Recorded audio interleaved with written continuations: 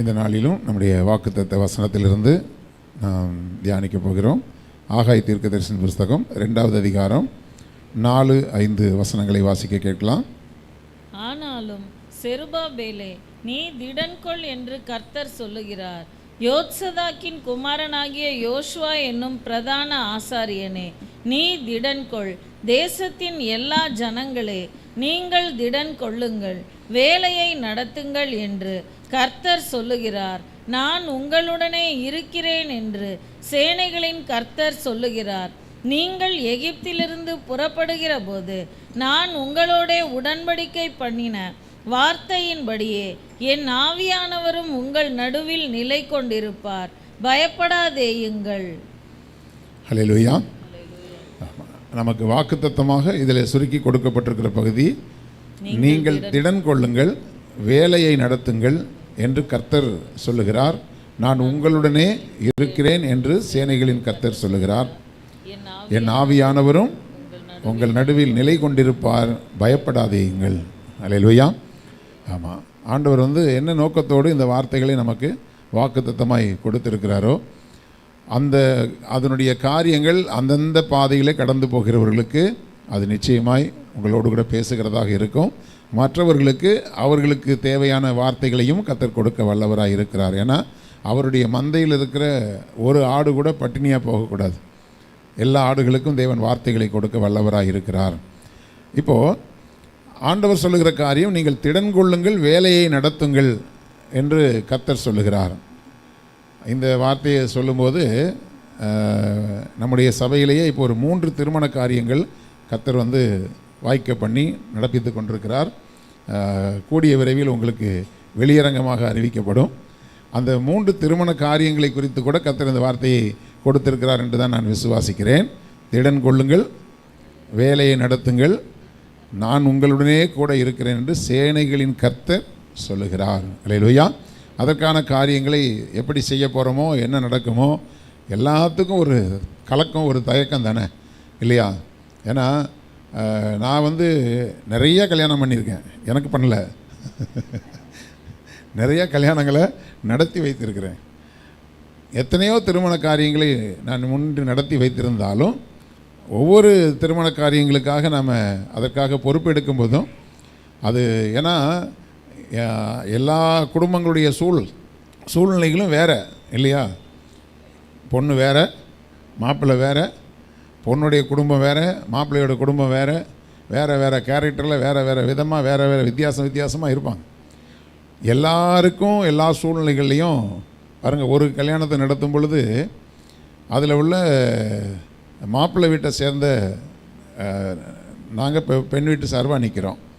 மாப்பிள்ளை வீட்டை சார்ந்த ஒரு கழகத்தின் ஆவி பிடித்த ஒரு ஆள், முக்கியமான ஆட்கள்லாம் வராங்கன்னு ஒரு டேக்ஸா பிரியாணியை தூக்கி உள்ளே வச்சிரு, அதை எடுத்துறாத, வந்தாங்கன்னா பிரச்சனை ஆயிரும், அதனால தூக்கி வச்சிருன்னு சமையல் பண்ண ஆள்கிட்ட சொல்லிட்டாங்க. அது ஒரு டேக்ஸா பிரியாணி உள்ளே போயிடுச்சு. கடைசியில் ஒரு டீமாக உட்காடுறாங்க, சாப்பிட வர்றாங்க. சாப்பிட வரும்பொழுது சாப்பாடு பத்தலைன்னு தகவல் வருது. இல்லையே, தாராளமாக தானே பண்ணணும்னு சொல்லி நான் உள்ளே நிற்கிறேன். பார்த்தா இங்கே ஒரே என்னடா கல்யாணம் பண்ணுறீங்க இப்படின்னு. அவன் ரட்சிக்கப்படாதவன், அவன் இப்படின்னு கலட்டா பண்ணுறான். மாப்பிள்ளைக்கு ரொம்ப க்ளோஸ் ரிலேஷன் வேறு. அப்போ என்னப்பா என்ன விஷயம் அப்படின்னா, என்ன சாப்பாடு அப்படி இப்படின்னு. சரி, என்ன பிரச்சனை? இப்போ நீயும் மாப்பிள்ளைக்கு தம்பி தானே, இது உங்கள் வீட்டு கல்யாணம் எங்கள் வீட்டு கல்யாணம் ஏன்ப்பா பேசுகிற? இது நம்ம வீட்டு கல்யாணம் தானேப்பா, ஏன் இப்படி நீ பிரச்சனை பண்ணுறேன்னா, நீங்களாம் என்ன கல்யாணம் நடத்துறீங்க அப்படின்னா.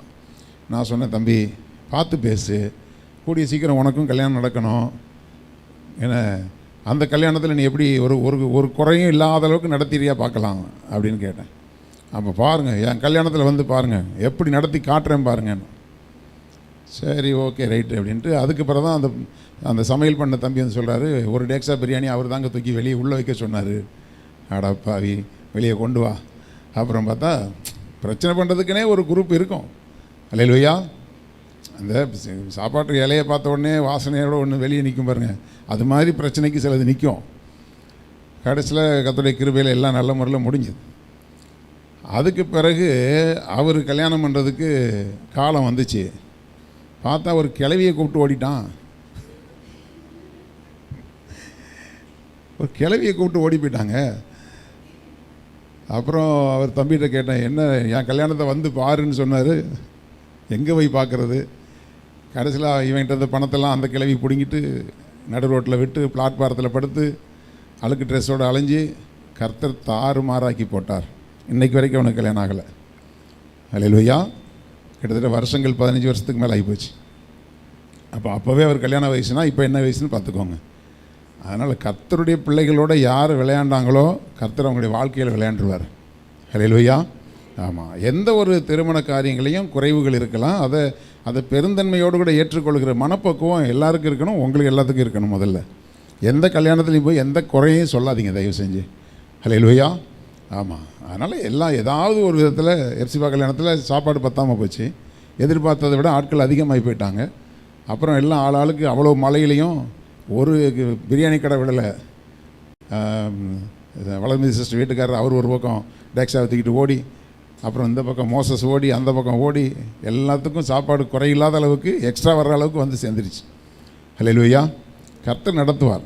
அதனால் எப்படி நடத்தப் போகிறோமோ என்றால் ஆண்டவர் சொல்கிறார், திடன் கொள்ளுங்கள், வேலையை நடத்துங்கள், உங்களுடைய கர்த்தர் உங்களோடு கூட, சேனைகளின் கர்த்தர் உங்களோடு கூட இருக்கிறார், என் ஆவியானவரும் உங்கள் நடுவில் நிலை கொண்டிருப்பார். அல்லேலூயா.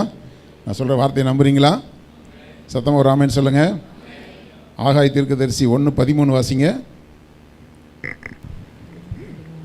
அப்பொழுது கர்த்தருடைய தூதனாகிய ஆகாய் கர்த்தர் தூதனுப்பிய வார்த்தையின்படி ஜனங்களை நோக்கி, நான் உங்களோடே இருக்கிறேன் என்று கர்த்தர் சொல்லுகிறார் என்றான். கர்த்தருடைய தூதனாகிய ஆகாய், இப்போ சொன்னது ஒரு ஊழியக்காரர், அவருக்கு ஒரு பேர் கொடுத்துருக்காங்க, கர்த்தருடைய தூதன் என்று சொல்லுகிறார். கர்த்தர் அவர் தந்த தூதை கொண்டு வரும்படி வந்திருக்கிற கர்த்தருடைய தூதன் நான் தான். பாஸ்டர், உங்களை பார்த்தா அப்படி தெரியலையே பாஸ்டர், தூதன்னா கொஞ்சம் வெள்ளையாக இருப்பாருன்னு எதிர்பார்த்தோம், உங்களை மாதிரி கருப்பாலாம் இருக்க மாட்டாங்களேன்னா. கருப்பு தூதர்களும் உண்டு. அல்லேலூயா. கர்த்தருக்கு ஸ்தோத்திரம். கர்த்தர் தம்முடைய ஊழியக்காரர்களுக்கெல்லாம் ஒரு பேர் வச்சுருக்காரு. அல்லேலூயா. அவருடைய தூதன். அதனால் கர்த்தர் கொண்டு வருகிற தூது, ஏன்னா வார்த்தையை கொண்டு வர்றதுக்குள்ளே நாங்கள் படுற பாடு இருக்குது பாருங்கள். நேற்று ராத்திரி 2 மணிக்கு சர்ச்சிலேருந்து மெசேஜ் எடுத்துகிட்டு போனால் மகளுக்கு கொஞ்சம் உடம்புக்கு நல்லா இல்லை. அப்புறம் ஆஸ்பத்திரிக்கு இது மாத்திரை வாங்கணும்னு சொல்லி ஹாஸ்பிட்டலுக்கு ஃபோன் பண்ணி கேட்டு 2 மணிக்கு மாத்திரை தேடி அலைகிறேன். ஒரு வழியாக 3 மணிக்கு மாத்திரையை வாங்கிட்டு வந்தேன். அப்புறம் பார்த்தா இப்போ செகண்ட் கன்சீவ் ஆகிருக்கிறவங்களுக்கு தெரிஞ்சிருக்கும், பார்த்தா நெட்டில் பார்த்தா அந்த மாத்திரையை போடக்கூடாதுன்னு வந்துருச்சு. அப்புறம் சரி என்ன பண்ணுறதுன்னு அதுக்கு மாற்று ஏற்பாடுகளை பண்ணிவிட்டு, சரி மணி 3 கிட்ட ஆகிப்போச்சே, போய் படுக்கலாம் அப்படின்னு போனால் அப்போ தான் என் பேத்தியாளுக்கு எழுப்புதல் வந்துருச்சு. அல்லேலூயா. அப்புறம் ஒரு வழியாக ஒரு 4-4:15 படுத்து 5 மணிக்கு முழித்து இதை வந்து நிற்கிறேன். வரும்போதெல்லாம் ஒரே சந்தேகம், வந்து நிற்கும்போது ஏதாவது சுற்றிடக்கூடாது ஆண்டவரே, சுத்தாமல் என்னை காத்துக்கொள்ளுங்கள். ஆண்டவர் சொன்னார், திடன் கொள்ளுங்கள். அல்லேலூயா. வசனம் உங்களுக்கு மட்டுமா? கர்த்தர் எனக்கும் கர்த்தர் கொடுத்துருக்கிறார். அல்லேலூயா. ஆமாம். அப்போது அதனால தான் இந்த சரியான தூக்கம் இல்லாததுனாலே தொண்டை கட்டு இருந்துக்கிட்டே இருக்குது. நீங்கள் சரியானக்காக ஜெபம் பண்ண மாட்டேங்கிறீங்க, அதுதான் பிரச்சனை. அல்லேலூயா. சரி, இனிமேல் இந்த வாரத்தில் கண்டிப்பாக நீங்கள் ஜெபம் பண்ண போகிறீங்க. அதனால் கர்த்தருடைய தூதனாக கர்த்தருடைய ஊழியக்காரர் சொல்லுகிற வார்த்தையை நீங்கள் அதை சொல்கிறாரு பாருங்க. கர்த்தருடைய தூதனாகிய ஆகாய் கர்த்தர் தூது அனுப்பிய வார்த்தையின்படி ஜனங்களை நோக்கி, நான் உங்களுடனே இருக்கிறேன். பாருங்கள், தொடர்ந்து கர்த்தர் வந்து ஒரு விஷயத்தை உங்களுக்கு ஸ்ட்ரெஸ் பண்ணி அழுத்தி சொல்லிக்கிட்டே இருக்கிறார். அல்லேலூயா. ஏன் அப்படின்னா நமக்கு அடிக்கடி வர்ற சந்தேகமே, கர்த்தர் என் கூட இருக்கிறாரா? அல்லேலூயா. கிதியோன் கேட்குறாரு, கிதியோன்ட்ட சொல்கிறாரு, பராக்கிரமசாலியே கர்த்தர் உன்னுடைய இருக்கிறாருன்னு சொல்லும்போது அவருக்கு ஒரு பயம், கர்த்தர் என் கூட இருந்தால் இதெல்லாம் ஏன் நடக்குது? அல்லேலூயா. நம்ம வாழ்க்கையில் எவ்வளோ சந்தேகங்கள் வருது இல்லையா? ஒவ்வொரு காரியங்கள் நடக்கும் பொழுதெல்லாம், ஆண்டவரே நீங்கள் எங்கள் கூட இருந்தால் ஏன் இதெல்லாம் எனக்கு நடக்குது, ஏன் இதெல்லாம் நீர் அனுமதிக்கிறீர் என்று சொன்னால், கர்த்தர் எதை அனுமதித்தாலும் நான் உங்களுக்கு சொல்கிறேன், கர்த்தர் வந்து திராணிக்கு மிஞ்சி நீங்கள் சோதிக்கப்படுவதில்லை. அப்படியே நீங்கள் சோதிக்கப்படுறதுக்கு கர்த்தர் அனுமதித்தாலும் அதிலிருந்து தப்பிக்கொள்கிற போக்கையும் அங்கேயே வச்சிருக்கிறார். அல்லேலூயா. பேரலைகள் வந்து மோதும், ஆனால் சேதம் வராது. அல்லேலூயா. ஆமாம், பெரிய இடி தாக்கினது போல், மின்னல் தாக்கினது போல் சில போராட்டங்களும் வரலாம். அவைகள் ஒன்றும் உங்களை சேதப்படுத்தாதபடி உங்களை தம்முடைய சிறகின் நிழலிலே, செட்டையின் நிழலிலே கர்த்தர் உங்களை மூடி மறைத்து வைத்திருக்கிறார். அல்லேலூயா. அவரை தேடுகிறவர்கள், எனக்கு அது ரொம்ப வசனம் பிடிச்ச வசனம். சிஸ்டர் சாரணவரஜி அம்மாவும் அந்த வார்த்தையை அடிக்கடி சொல்லுவாங்க. கர்த்தாவே உம்மை தேடுகிறவர்களை நீர் கைவிடுகிறதில்லை. அல்லேலூயா. ஆதலால் உம்முடைய நாமத்தை அறிந்தவர்கள் உம்மை நம்பி இருப்பார்கள். அல்லேலூயா. அவரையே நம்பி இருக்கிறோம். நிச்சயமாக கர்த்தர் நம்மை கைவிடவே மாட்டார். சரி, இப்பொழுது இன்றைக்கு நம்முடைய வேத தியானத்தினுடைய பகுதியே யுத்தங்களை குறித்ததான காரியங்கள். நம்முடைய வாழ்க்கையில் ஏதாகிலும் ஒரு காரியங்களில் யுத்தத்தை சந்திக்கக்கூடிய சூழ்நிலைகள் வருகிறது. ஏதாவது ஒரு விதத்தில் பிசாசு தம்முடைய கர்த்தருடைய பிள்ளைகளை தாக்கக்கூடியதான ஒரு யுத்தத்தை ஏற்படுத்துகிறான். எந்த விதத்தில் இப்போ இன்றைக்கி ஒரு ஊழியத்தை செய்கிறோம், ஒரு வசனத்தை கொடுக்க வரோம் அப்படின்னா ரிலாக்ஸாக உட்காந்து கொடுக்க முடியுதா? யுத்தம், போராட்டம். அப்போ ஒவ்வொரு காரியத்துலேயும் எதை செய்ய போனாலும் சரி. நேற்று மகள் ஷேரனுக்கு என்கேஜ்மெண்ட்டு நடந்தது. அதுக்கு நான் ஒரு இடத்துக்கு போயிட்டு வரணும். நேற்று அம்மாவுக்கு கண் ஆப்ரேஷனுக்காக கிட்டத்தட்ட குயின்ஸ்லாண்டு பக்கத்தில் வரைக்கும் போயிட்டு வரணும். போயிட்டு வர்ற வழியில் கூட ஒரு வேலையை எக்ஸ்ட்ரா ஒருத்தர் கொடுத்து விட்டார். இப்போ அதை தவிர்க்கவும் முடியலை. அதனால் நான் வேறு ரூட்டில் வரணும். இங்கே நான் எப்போவுமே எந்த ஒரு காரியத்திலையும் முன்னாடி நான் இருக்கணும், நம்ம முன்னாடி நின்று நடத்தணும். அந்த காரியத்துக்காக நம்ம எல்லாருக்கும் முன்னாடி இருக்கணும்னு நினைக்கிற ஆள். கடைசியில் பார்த்தா ஒரே போராட்டம். நல்ல வேலை நேற்று மாப்பிள்ளை வீட்டில் கொஞ்சம் லேட்டாக வந்தாங்க. அல்லேலூயா. கர்த்தர் எங்களுக்காக அவர்களை தாமதிக்க வைத்தார். விரட்டுன்னு வண்டியை ஓட்டிகிட்டு ஒரு வழியாக இறங்கி அவங்க கொஞ்சம் லேட்டாக வந்தது. நான் திரும்ப ஒரு வாட்டி நான் குளிச்சுட்டு ட்ரெஸ் சேஞ்ச் பண்ணி வர்ற அளவுக்கு கொஞ்சம் டைம் கொடுத்து, அவங்களும் நல்லவங்க, லேட்டாக வந்ததுக்காக கர்த்தருக்கு ஸ்தோத்திரம். ஆனால் வரும்போது அவ்வளோ ஒரு பதட்டம். நம்ம அந்த ஊழியக்காரர் கேட்குறாரு, அங்கேருந்து ஊழியக்காரர் கேட்குறாரு, அப்படி எல்லாத்தையுமே நீங்கள் கரெக்டான டைமுக்கு எல்லாத்தையும் முடிச்சிட முடியுமா அப்படின்னு. நான் சொன்னேன், எல்லா திருமண காரியங்களையும் நாங்கள் அப்படி தாங்க நாங்கள் நிற்போம், நீங்கள் தான் லேட்டாக வந்தீங்க எல்லாத்துக்கும் அப்படின்னு நான் சொல்லியிருக்கிறேன். அப்படிலாம் நடத்த முடியாது அப்படின்னாரு. அதெல்லாம் கிடையாது. 5 மணின்னா 5 மணி, 6 மணினா 6 மணி. இல்லையா? ஆமாம். அப்படி நம்ம எல்லாத்துலேயும் அந்த டைமில் நம்ம ஒழுக்கமாக இருக்கணும். அதில் அப்போது எல்லாத்துலேயுமே ஒரு போராட்டம். நம்ம கரெக்டாக ஒரு காரியத்தை செய்யணும்னு நினைக்கும்போது அதில் ஒரு போராட்டம் இருக்கும். என்ன ஒரு மாதிரி பார்க்குறீங்க? ஏற்கனவே நாங்கள் லாரியில் அடிபட்ட ஆட்டுக்குட்டி மாதிரி தான் உட்கார்ந்துருக்குறோம். இன்னும் வேறு நீங்கள் யுத்தங்கிறீங்களே. யுத்தத்தை தவிர்க்க முடியாதுங்க. அல்லேலூயா. பவுல் நல்ல ஒரு வார்த்தை சொன்னார், விசுவாசத்தில் நல்ல போராட்டத்தை போராடினேன். போராட்டம் இல்லாமல் கிறிஸ்தவ வாழ்க்கையே கிடையாது. உலகத்தில் எப்படி வேண்டுமானாலும் வாழ்கிறேன்னு சொல்கிறவங்களுக்கு போராட்டம் பிரச்சனையே கிடையாது. இப்போது நம்மளை அதாவது ஒரு நபர் இந்த இடத்துல வச்சு தாக்குறாங்க அப்படின்னு சொன்னால், பதிலுக்கு தாக்கிட்டு அல்லது வேறு அந்த காரியத்திலேருந்து தப்பிக்கிறதுக்காக ஒரு தப்பு செஞ்சு ஒரு பொய்யை சொல்லி தப்பிச்சு எப்படியோ செஞ்சுக்கலாம் அப்படின்னு சொன்னால் அவங்களுக்கு யுத்தம் கிடையாது. ஆனால் அடித்தாலும் உதைச்சாலும் நம்ம உண்மையாக இருக்கணுங்கிறது தேவன் நமக்கு வகுத்து கொடுத்த சத்தியத்தின் பாதை. அல்லேலூயா.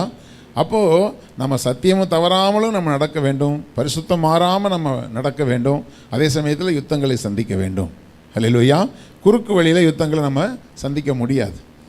அதனால் நமக்கு யுத்தங்கள் வந்தாலும் தேவனுடைய பிள்ளைகளே, அந்த யுத்தத்தை நீங்கள் ஆவிக்குரிய யுத்தமாக நீங்கள் நடத்த வேண்டுமே தவிர மாம்சத்துக்குரிய யுத்தமாக மாற்றிக்கொள்ளக்கூடாது. அல்லேலூயா. அது பழி வாங்குகிற காரியமாக இருக்கட்டும் அல்லது பகைக்கிற காரியமாக இருக்கட்டும், ஏதோ ஒரு காரியத்தில் நம்ம இப்படிலாம் பண்ணால் அப்புறம் சும்மா இருக்க முடியுமா அப்படின்னு நம்ம ஒரு மாம்சத்தின் கிரியைகளுக்குள்ளே நம்ம இடம் கொடுப்போம். ஆண்டவர் சொல்கிறாரு, நம்முடைய யுத்தம் ஆவிக்குரிய யுத்தம். ஆமென். நம்முடைய போர் ஆயுதங்கள் ஆவிக்குரிய போர் ஆயுதங்கள் என்று சொல்லப்பட்டிருக்கிறது. அப்போ அப்படிப்பட்ட ஆவிக்குரிய போர் ஆயுதங்களை வைத்து தான் விசுவாசத்தினால் விசுவாசம் என்னும் கேடகம், வார்த்தை வசனம் என்கிறதான பட்டயம், வாள், ஒவ்வொரு காரியத்துக்கும் ஆண்டவர் நமக்கு அந்த ஆவிக்குரிய போராயுதங்களை கொடுத்திருக்கிறார். அப்போ ஆவிக்குரிய ரீதியில் தான் நாம் யுத்தங்களை நடப்பிக்க முடியும். ஆண்டவர் சொல்கிறாரு, அந்த ஆவிக்குரிய யுத்தங்களை நீங்கள் திடன் கொண்டு நடத்துங்கள். விசுவாசத்திலே நல்ல போராட்டத்தை என்ன செய்யுங்க? போராடுங்க. எடுத்து செய்ய வேண்டிய காரியங்களை விசுவாசத்தில் எடுத்து செய்யுங்க. சேனைகளின் கர்த்தர் உங்களோடு கூட இருக்கிறார். அல்லேலூயா. இப்போது நம்ம முதலாவது பார்க்க போகிற ஒரு காரியம் என்ன அப்படின்னு சொன்னால், நாம் செய்த நன்மைக்கு பதிலாக தீமை செய்தவர்களால் உண்டான யுத்தம். சொல்லுங்கள். நாம் செய்த நன்மைக்கு பதிலாக தீமை செய்கிறவர்களால் உண்டாகிற யுத்தம். நாம் அவர்களுக்கு நல்லது செஞ்சுருப்போம், நல்ல காரியங்களை செஞ்சுருப்போம். ஆனால் நம்மளை கொண்டு ஒரு யுத்தத்தில் மாட்டி விட்டுருவாங்க, ஒரு போராட்டத்தில், ஒரு பிரச்சனையில் மாட்டி விட்டுருவாங்க. அப்போ நம்ம யோசிப்போம், இவங்களுக்கு இவ்வளவு நன்மை நம்ம செஞ்சோமே. என்னுடைய வாழ்க்கையிலலாம் எக்கச்சக்கமான காரியங்களை நான் தொடர்ந்து நான் பார்த்துருக்குறேன். அப்படி நன்மை பெற்ற அநேகர் எனக்கு விரோதிகளாக, அதாவது இன்னும் சொல்ல போனால் ஜென்ம விரோதிகளாக நிற்கிறத பார்த்துருக்குறேன். ஒரு பையனெல்லாம் 3 வருஷம் காலேஜ் படிக்க வச்சு அவனுக்கு அவ்வளவோ காரியங்கள் அவனுக்கு ஒத்தாசை செய்து எவ்வளவோ காரியங்களை ஒத்தாசை செஞ்சால் பகிரங்கமாக சொன்னான், எனக்கு முதல் எதிரி ஜீவானந்த் தான். அல்லேலூயா. ஆமாம். அப்போ நான் நிறைய சில நேரத்தில் நமக்கு என்ன தோணுன்னா, எவ்வளோ பணத்தை செலவு பண்ணோம் இவங்களுக்காக, எவ்வளோ காரியங்களை இவங்களுக்காக நம்ம நேரத்தை செலவிட்டோம். நமக்கு செய்ய வேண்டிய எத்தனையோ காரியங்களை விட்டு அவங்களுக்கு இவ்வளோ காரியங்களை செஞ்சு, அப்படி இருந்தும் கூட இவங்க பகைக்கிறதுக்கு என்ன காரணம் அப்படின்னா, உங்கள் எதிராளியாகிய பிசாசு. அல்லேலூயா. யாரை வச்சு ஒரு காரியத்தை செஞ்சால் நீங்கள் அதிகமாக வேதனைப்படுவீங்களோ அந்த நபரை வச்சே உங்களை வேதனைப்படுத்துவான். எவனோ ஒருத்தன் வேதனைப்படுத்திட்டா நமக்கு ஒரு பிரச்சனை கிடையாது. ஆனால் நம்ம அதிகமாய் நேசித்தவர்கள், நம்மிடத்தில் நன்மை பெற்றவர்கள், அவர்கள் நமக்கு ஒரு காரியத்தை விரோதமாக செய்யும்போது தான் நமக்கு ஒரு பெரிய, இவங்களெல்லாம் சும்மா விடக்கூடாதுன்னு நமக்கு தோணும். ஆண்டவர் சொல்வார், சும்மா விட்டுரு. அல்லேலூயா. சும்மா விட்டுரு. யுத்தம் கர்த்தருடையது. அல்லேலூயா. ஆமாம். நம்முடைய யுத்தம் என்னது? ஆவிக்குரிய யுத்தம். அப்போ அதுக்கு நம்ம என்ன செய்யணும் அப்படிங்கிற காரியத்தை தான் நம்ம பார்க்க போகிறோம். 1 நாளாகமத்தின் புஸ்தகம் 19:2 வாசிங்க. 1 நாளாகமும் 19:2.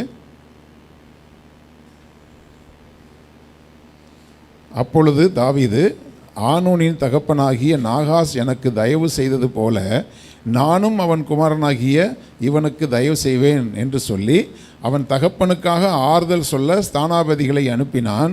தாவீதின் ஊழியக்காரர் ஆனூனுக்கு ஆறுதல் சொல்ல அம்மோன் புத்திரரின் தேசத்தில் வந்தபோது அங்கே சில சம்பவங்கள் நடந்தது.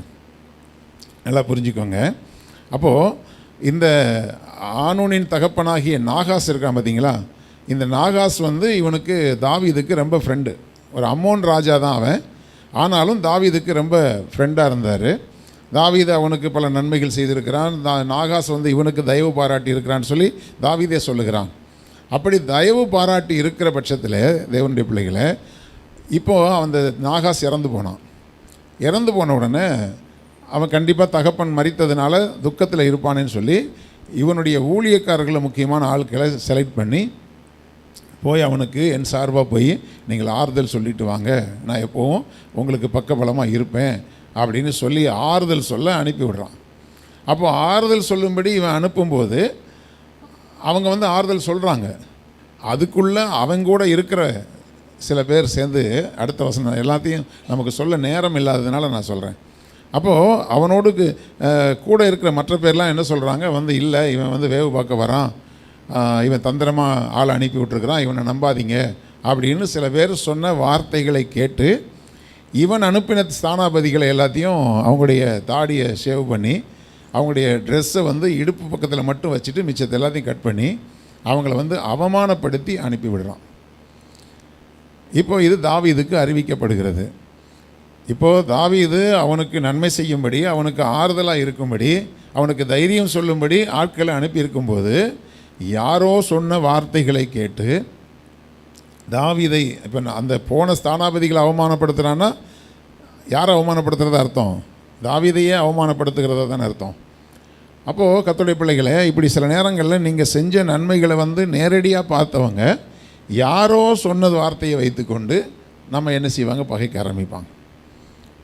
அதுக்கு அதாவது நம்ம மேலே நல்ல அபிப்பிராயம் உள்ள நபர்களுக்கு நம்மை பற்றி தவறான அபிப்பிராயத்தை ஏற்படுத்தக்கூடிய சில ஆட்கள் இருப்பாங்க.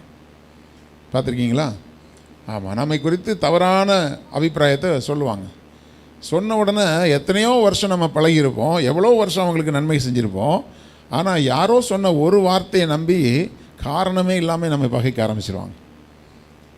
இது நடந்திருக்குதா இல்லையா? அல்லேலூயா.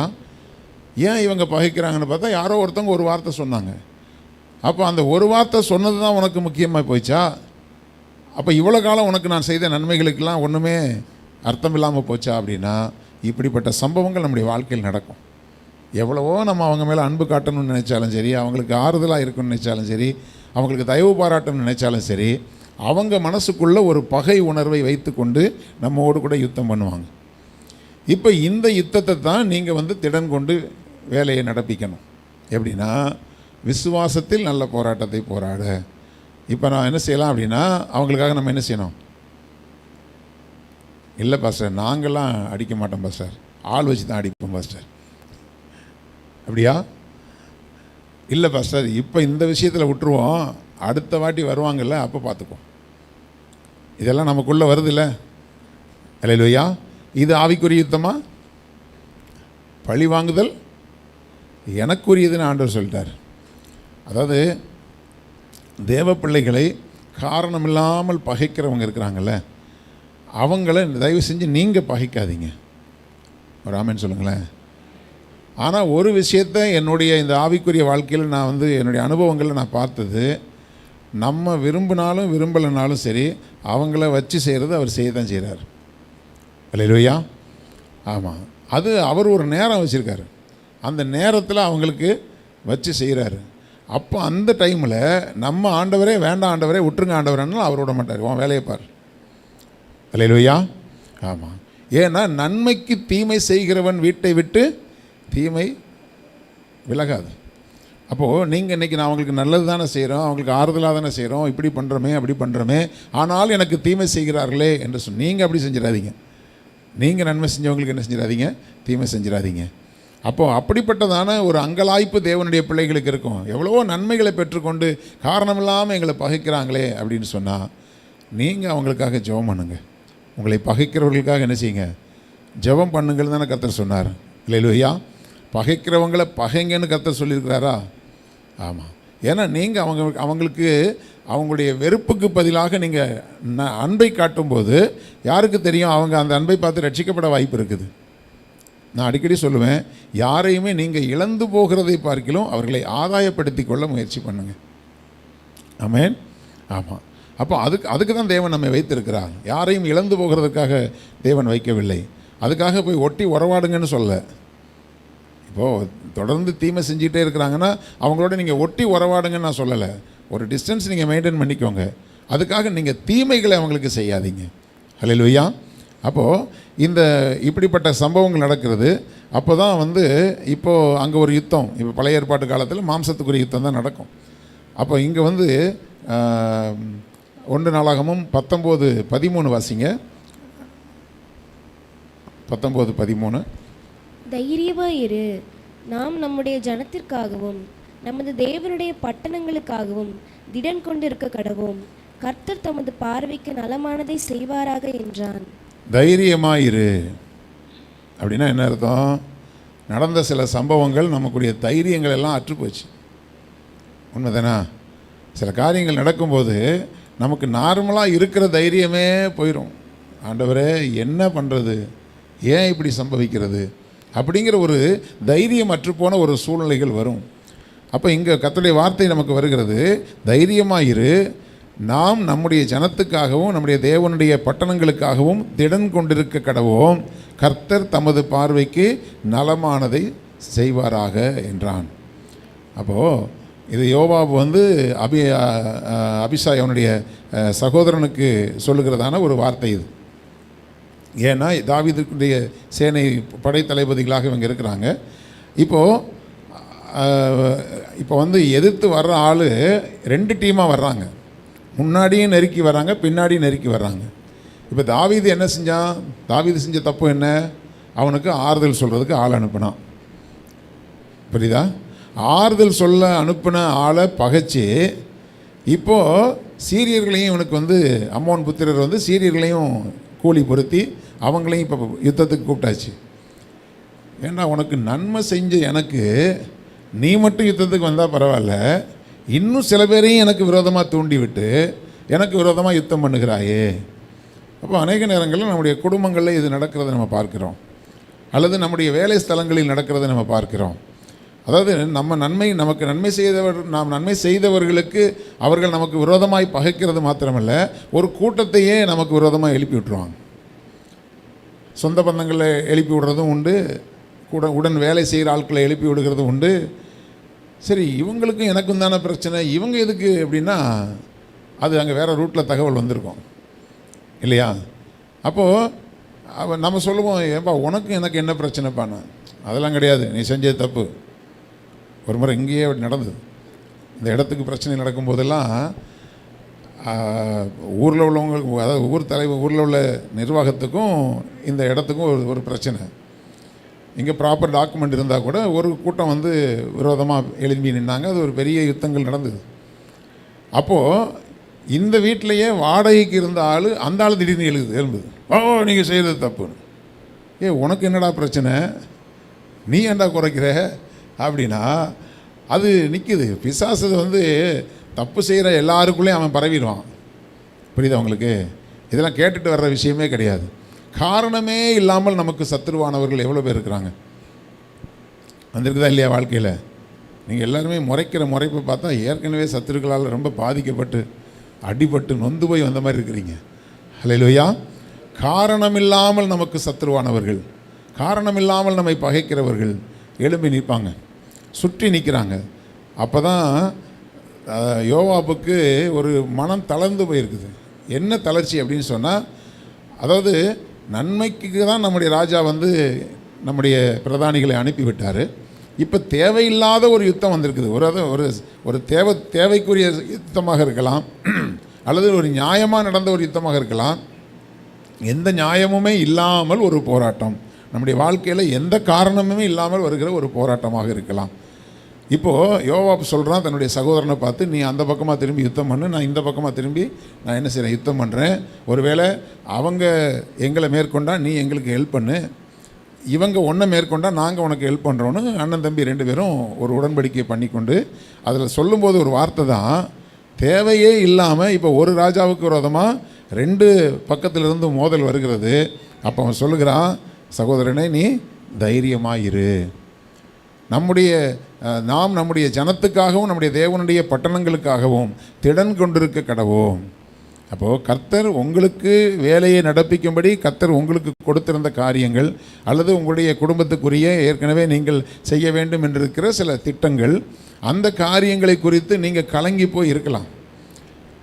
ஆண்டவர் சொல்கிற ஒரு வார்த்தை என்னென்னா, நீ தைரியமாக இரு, நம்முடைய ஜனத்துக்காகவும் தேவனுடைய பட்டணங்களுக்காகவும் எந்த காரியங்கள் உங்கள் கையில் ஒப்பு கொடுக்கப்பட்டிருக்கிறதோ அதுக்காக நீங்கள் கொஞ்சம் தைரியமாக இருங்க, கர்த்தர் தம்முடைய பார்வைக்கு நலமானதை செய்வார். அல்லேலூயா. ஆமாம், ஏன்னா அவருக்கு தெரியும் நீங்கள் உத்தம இருதயத்தோடு அவரை பின்பற்றுறீங்களா இல்லையாங்கிறது அவருக்கு தெரியும். அவர் தமக்கு பார்வைக்கு நலமானதை அவர் செய்வார். அப்போ அவர் பார்வைக்கு நம்ம நலமானதை நாம் செஞ்சுக்கிட்டு இருக்கணும். கரெக்டு தானா? அந்த வார்த்தையை நல்லா கவனிங்க. கர்த்தர் தமது பார்வைக்கு நலமானதை செய்வாராக அப்படின்னு வரும்பொழுது, இப்போ இந்த நமக்கு வந்திருக்கிற இந்த போராட்டத்தில் அவருடைய பார்வையில் நாம் நலமானதை செஞ்சுருக்கிறோமா தவறானதை செஞ்சுருக்கிறோமா, அதில் நாம் எதை சீர்படுத்தி கொள்ளணுமோ அதை நீங்கள் சீர்படுத்தி கொள்ளுங்க. கர்த்தர் தம்முடைய பார்வைக்கு நலமானதை செய்வார். அப்படின்னா என்ன அர்த்தம்? நீங்கள் யாரை நம்பி நீங்கள் அது பலப்படுகிறீங்க, நல்லது, நீங்கள் யாரை நம்பி திடன் கொண்டு தைரியமாக இருக்கிறீங்கன்னா கர்த்தரை நம்பி தான் நீங்கள் தைரியமாக நிற்கிறீங்க. ஹல்லேலூயா. நமக்கு விரோதமாக யுத்தத்தில் வந்திருக்கிறவர்கள் அவங்க மெஜாரிட்டியாக இருக்கலாம், அல்லது அவங்க நம்மளை ஈஸியாக மேற்கொள்ளக்கூடிய அளவுக்கு, அதாவது இன்றைக்கி உலக பிரகாரமான யுத்தம் நடக்கும் பொழுது பார்த்திங்கன்னா அவங்க அளவுக்கு நம்மளால் பேச முடியாது. கரெக்டாக? அவங்க பேசுகிற வார்த்தையை நம்ம பேசவும் முடியாது. அப்பட்டமாக பொய் சொல்லி பேசக்கூடிய ஆட்கள்லாம் இருப்பாங்க. நீ இப்படி நடந்த, இப்படி பண்ண, இதை செஞ்ச அப்படின்னு தைரியமாக பேசுவாங்க. அந்த வார்த்தையெல்லாம் நமக்கு அப்படியே பெரிய ஒரு ஈட்டியை கொண்டு சொருகிற மாதிரி இருக்கும். என்ன பேசுகிறாங்க, எவ்வளவு வன்மம் இருந்தால் இவங்க இவ்வளோ வார்த்தைகள் நமக்கு சொல்லுவாங்க. நடக்காத விஷயத்தில் நடந்தது போல் பேசுகிறது, அல்லது அவங்க சைடில் தப்ப வச்சுக்கிட்டு நம்ம குறை சொல்கிறது, இதெல்லாம் அப்பட்டமாக தாக்குவாங்க. கர்த்தர் உங்களுக்கு சொல்கிற வார்த்தை என்னென்னா, தைரியமாயிரு. ஹல்லேலூயா. ஏன் தைரியமாயிருன்னு சொல்கிறாரு? சில காரியங்கள், சில சம்பவங்கள், சில வார்த்தைகள் உங்கள் தைரியத்தை இழந்து போக பண்ணியிருக்குது. ஆமென். ஏன் கர்த்தர் சபைக்கு இந்த வார்த்தையை சொல்லுகிறார்? சில காரியங்கள் உங்களுடைய தைரியத்தை இழந்து போக பண்ணியிருக்குது. ஏன் இப்படி பண்ணுறாங்க, ஏன் இப்படி பேசுகிறாங்க, ஏன் இப்படி நடந்து கொள்கிறாங்க? சில காரியங்கள் உங்களுக்கு மனசுக்குள்ளே சில கேள்விகள் உருவாகி அதையே நம்ம சில நேரத்தில் அதாவது நம்மளை சோர்ந்து போக பண்ணுகிற சில வார்த்தைகள் இருக்குது பாருங்கள், அப்படியே எவ்வளவு பலசாலியையும் சில வார்த்தைகள் வந்து அப்படியே சோர்ந்து போக பண்ணிடும். ஹல்லேலூயா. அப்போது அந்த அந்த அந்த தளர்ச்சியோடையும் அந்த சோர்வும் மனசுக்குள்ளே ஒரு விரக்தியோடு இருக்கும்போது கர்த்தர் சொல்கிறாரு, தைரியமாயிரு. ஹல்லேலூயா. அதாவது இங்கே சொல்லப்பட்டிருக்கிறது தேவனுடைய பட்டணங்களுக்காகவும் தம்முடைய ஜனங்களுக்காகவும், உங்களுடைய வாழ்க்கையில் உள்ள அந்த பிரச்சனைகளுக்காக நீங்கள் தைரியமாக இருங்க. ஹல்லேலூயா.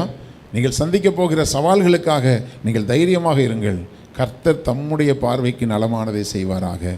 அப்போ அவருடைய பார்வை நமக்கு வரும் பொழுது அவருடைய பார்வையில் நம்ம சரியாக இருக்கிறோமா அதை நம்ம பார்த்துக்குவோம். ஹல்லேலூயா. ஆமாம், நீங்கள் அவருடைய பார்வையில் நீங்கள் சரியாக இருக்கும்போது நீங்கள் தைரியமாக இருங்க, திடன் கொள்ளுங்க, நீங்கள் வேலையை நடப்பீங்க. உங்கள் தேவனாகிய கர்த்தர் உங்களோடு கூட இருக்கிறார் என்று சேனைகளின் கர்த்தர் சொல்லுகிறார். ஹல்லேலூயா. அவர் தனியாக நிற்கிற தேவன் அல்ல, அவருக்கு ஒரு சேனை உண்டு. அந்த சேனைகள் வந்து அதாவது எலிசா சொல்லும்போது வந்து நிற்கிற சேனையை பார்த்துட்டு கேயாசி கத்துறான், ஐயோ ஆண்டவனே அப்படின்ட்டு. எலிசா சொல்கிறாரு, ஏய் இர்ரா, அவர்களோடு இருப்பவர்களை பார்க்கல நம்மோடு இருக்கிறவர்கள் அதிகம். ஹல்லேலூயா.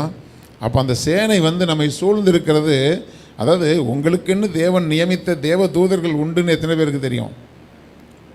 ஹல்லேலூயா. உங்கள் ஒவ்வொருத்தருக்காகவும் தேவன் தம்முடைய தூதர்களை நியமித்திருக்கிறார். இப்போ உங்களை பற்றி ரிப்போர்ட் கொடுக்கறது யார் அப்படின்னு சொன்னால், பரலோகத்துக்கு உங்களை குறித்து ரிப்போர்ட் கொடுக்கறது யார்?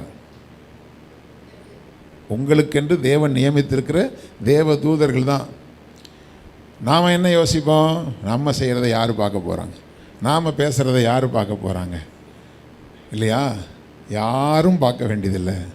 பரலோகத்தில் சிசிடிவி கேமரா அந்த ஸ்க்ரீனில் க்ளீனாக ஓடிக்கிட்டு இருக்குது. ஹல்லேலூயா. எண்ணங்கள் ஏக்கங்கள் எல்லாம் பாட்டை பாடினா போதுமா? எல்லாமே அறிந்திருக்கிறீர்னா, அப்போது நம்ம போகிறதையும் வருகிறதையும் உடைய உட்காருதலையும் உடைய எழுந்திருக்குதலையும் தாவீதுக்கு நல்ல அப்படி ஒரு வெளிச்சங்க. நான் எங்கே உட்கார்றேன், எங்கே போகிறேன், எங்கே வரேன், எல்லாத்தையும் அவர் அறிந்திருக்கிறார். ஹல்லேலூயா. அப்போ நான் போகும் பாதை என்னதென்று அவர் அறிந்திருக்கிறார்னு யோபு சொல்கிறாரு. எல்லாவற்றையும் அவர் அறிந்திருக்கிறபடினால அவர் தம்முடைய தூதர்களை கொண்டு தேவன் நம்மை பாதுகாத்து, தேவதூதர்கள் நம்முடைய தேவதூதர்கள், நமக்கென்று நியமித்திருக்கிற தேவதூதர்கள் தேவனுக்கு முன்பாக போய் நம்மை குற்றப்படுத்தாதபடி நம்முடைய செயல்களில் நம்ம சுத்தமாக இருப்போம். ஆமென். ஆமாம். அதனால் ஒருவேளை இதுக்கு முன்னாடி உங்களுக்கு தெரியாது அப்படின்னா தெரிஞ்சுக்கோங்க, பின்னாடியே 2 பேர் வந்துக்கிட்டு தான் இருக்காங்க. ஹல்லேலூயா.